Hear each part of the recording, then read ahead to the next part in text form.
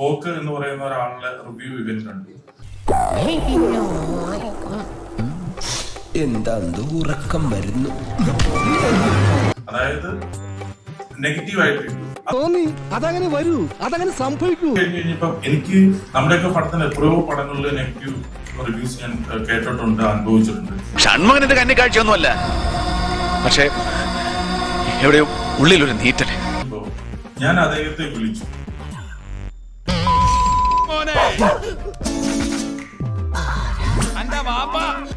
ഞാൻ അദ്ദേഹത്തെ വിളിച്ചിട്ട് ചോദിച്ചു, എന്താണ് ഇങ്ങനെ ഒരു നെഗറ്റീവ് ഇടാനായിട്ട് കാരണം? അപ്പൊ എന്ത് കാര്യത്തിനാണത്? ഒരു സുഖം, ഒരു മനസുഖം.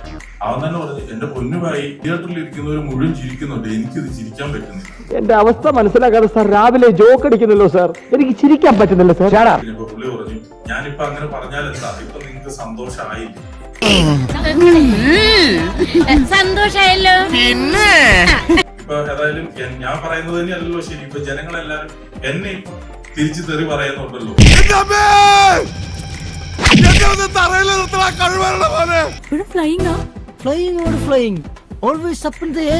അശ്വന്ത് വോക്ക് തന്നെ എന്നോട് പറഞ്ഞു, കൺഗ്രാചുലേഷൻസ്. പേഴ്സണൽ ആയിട്ട് പറയുക, I am proud of you. Okay. Wish you all the best. Thank you, sir. ഞങ്ങളുടെ തന്നെ സിനിമയില് ദിലീപേട്ടന്റെ ക്യാരക്ടർ തന്നെ പറയുന്നുണ്ട്, നിങ്ങൾക്കൊരു അഭിപ്രായം ഉണ്ടെങ്കിൽ അത് നിങ്ങളുടെ മാത്രമാണ്. നിങ്ങളുടെ അഭിപ്രായങ്ങൾ എന്തു ആവാം, പക്ഷേ അത് നിങ്ങളുടേത് മാത്രമായിരിക്കണം. നിങ്ങളുടേത് മാത്രം.